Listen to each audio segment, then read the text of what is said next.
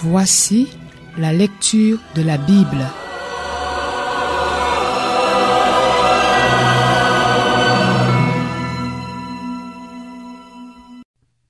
Romains, chapitre 3. Quel est donc l'avantage des Juifs ou quelle est l'utilité de la circoncision? Cet avantage est grand de toute manière. Tout d'abord, c'est à eux que les paroles révélées de Dieu ont été confiées. Que dire si quelques-uns n'ont pas cru? Leur incrédulité annulera-t-elle la fidélité de Dieu? Certainement pas. Reconnaissons que Dieu est vrai et tout homme menteur, comme cela est écrit.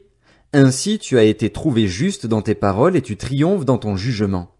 Mais si notre injustice met en évidence la justice de Dieu, que dirons-nous? Dieu est-il injuste quand il déchaîne sa colère? Je parle ici à la manière des hommes. Certainement pas. Autrement, comment Dieu pourrait-il juger le monde? Et si mon mensonge fait d'autant plus éclater la vérité de Dieu pour sa gloire, pourquoi donc serais-je moi-même encore jugé comme pécheur? Et pourquoi ne ferions-nous pas le mal afin qu'il en résulte du bien? Quelques-uns, pour nous calomnier, prétendent que c'est ce que nous disons. La condamnation de ces gens est juste. Que dire donc? Sommes-nous supérieurs aux autres? Pas du tout. En effet, nous avons déjà prouvé que juifs et non-juifs sont tous sous la domination du péché, comme cela est écrit, il n'y a pas de juste, pas même un seul, aucun n'est intelligent, aucun ne cherche Dieu. Tous se sont détournés, ensemble ils se sont pervertis. Il n'y en a aucun qui fasse le bien, pas même un seul. Leur gosier est une tombe ouverte, ils se servent de leur langue pour tromper.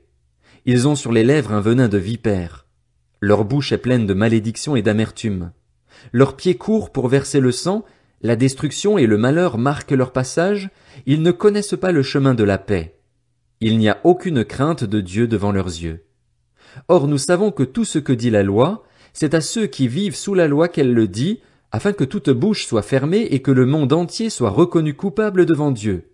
En effet, personne ne sera considéré comme juste devant lui sur la base des œuvres de la loi, puisque c'est par l'intermédiaire de la loi que vient la connaissance du péché. Mais maintenant, la justice de Dieu dont témoignent la loi et les prophètes a été manifestée indépendamment de la loi. C'est la justice de Dieu par la foi en Jésus-Christ pour tous ceux qui croient. Il n'y a pas de différence. Tous ont péché et sont privés de la gloire de Dieu, et ils sont gratuitement déclarés justes par sa grâce, par le moyen de la libération qui se trouve en Jésus-Christ. C'est lui que Dieu a destiné à être par son sang une victime expiatoire pour ceux qui croiraient. Il démontre ainsi sa justice, puisqu'il avait laissé impunis les péchés commis auparavant, à l'époque de sa patience. Il la démontre dans le temps présent de manière à être juste tout en déclarant juste celui qui a la foi en Jésus. Où est donc la raison de se montrer fier? Elle a été exclue. Par quelle loi? Par celle des œuvres? Non, par la loi de la foi. En effet, nous estimons que l'homme est déclaré juste par la foi, indépendamment des œuvres de la loi. Ou bien Dieu est-il seulement le Dieu des Juifs? N'est-il pas aussi celui des non-juifs?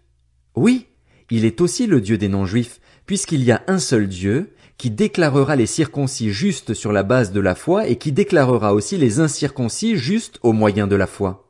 Cela signifie-t-il donc que, par l'intermédiaire de la foi, nous annulions la loi? Certainement pas. Au contraire, nous confirmons la loi.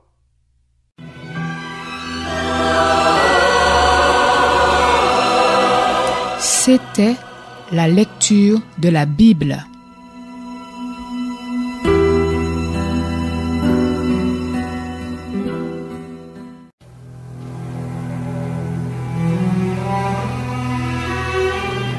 Voici la lecture de la Bible.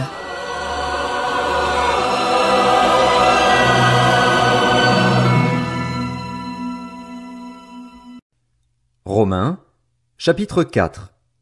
Que dirons-nous donc d'Abraham, notre ancêtre? Qu'a-t-il obtenu par ses propres efforts? Si Abraham a été considéré comme juste sur la base de ses œuvres, il a de quoi se montrer fier, mais non devant Dieu. En effet, que dit l'Écriture? Abraham a eu confiance en Dieu et cela lui a été compté comme justice. Or, si quelqu'un accomplit quelque chose, le salaire est porté à son compte non comme une grâce, mais comme un dû.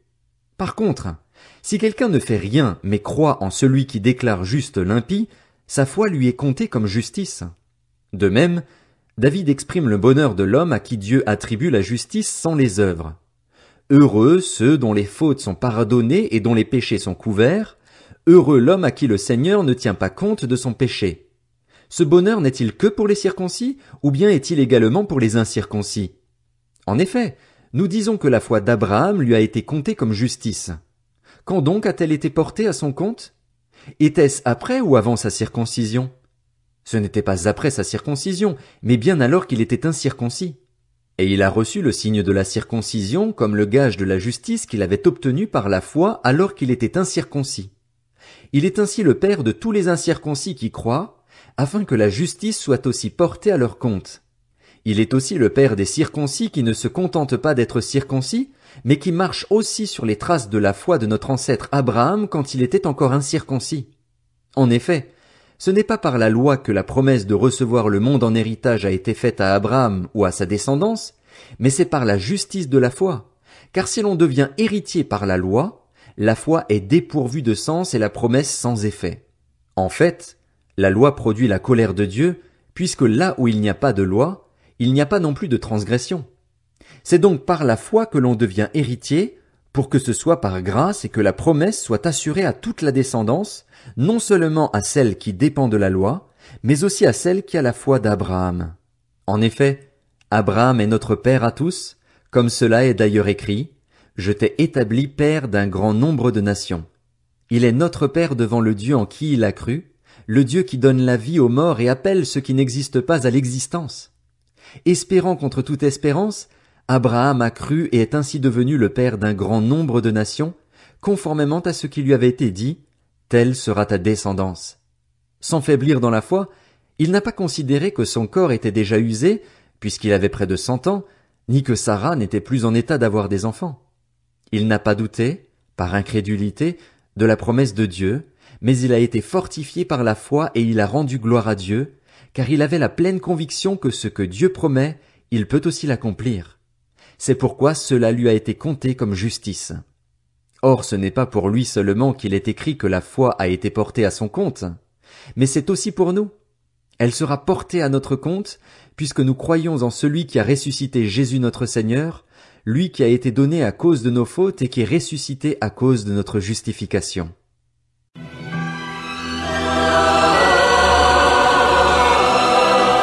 C'était la lecture de la Bible.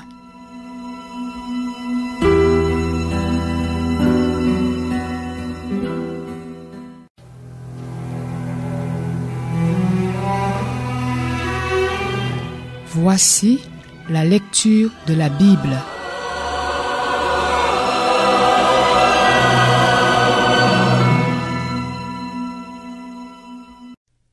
Romains, chapitre 5. Ainsi donc, déclarés justes sur la base de la foi, nous avons la paix avec Dieu par l'intermédiaire de notre Seigneur Jésus-Christ. C'est aussi par son intermédiaire que nous avons accès par la foi à cette grâce, dans laquelle nous tenons ferme, et nous plaçons notre fierté dans l'espérance de prendre part à la gloire de Dieu. Bien plus, nous sommes fiers même de nos détresses, sachant que la détresse produit la persévérance la victoire dans l'épreuve, et la victoire dans l'épreuve l'espérance. Or cette espérance ne trompe pas, parce que l'amour de Dieu est déversé dans notre cœur par le Saint-Esprit qui nous a été donné. En effet, alors que nous étions encore sans force, Christ est mort pour des pécheurs au moment fixé. À peine mourrait-on pour un juste. Peut-être accepterait-on de mourir pour quelqu'un de bien. Mais voici comment Dieu prouve son amour envers nous. Alors que nous étions encore des pécheurs, Christ est mort pour nous. Puisque nous sommes maintenant considérés comme justes grâce à son sang, nous serons à bien plus forte raison sauvés par lui de la colère de Dieu.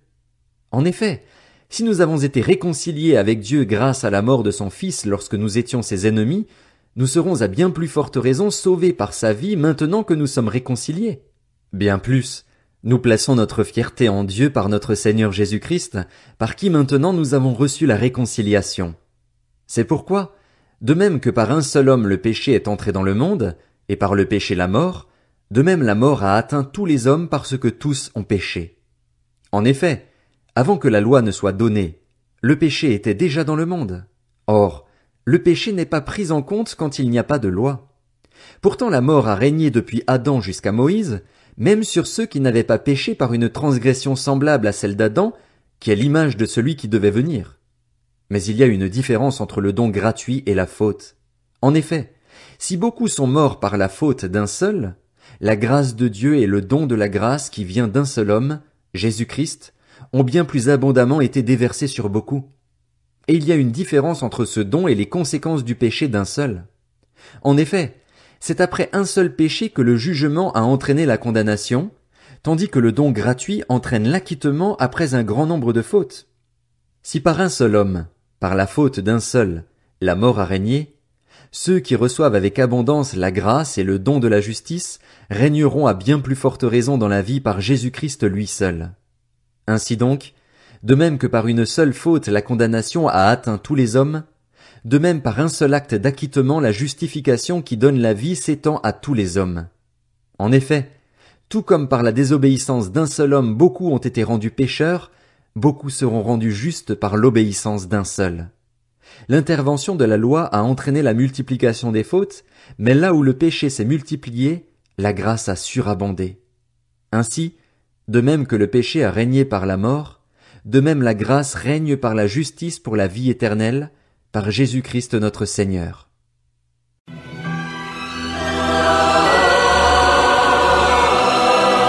C'était la lecture de la Bible.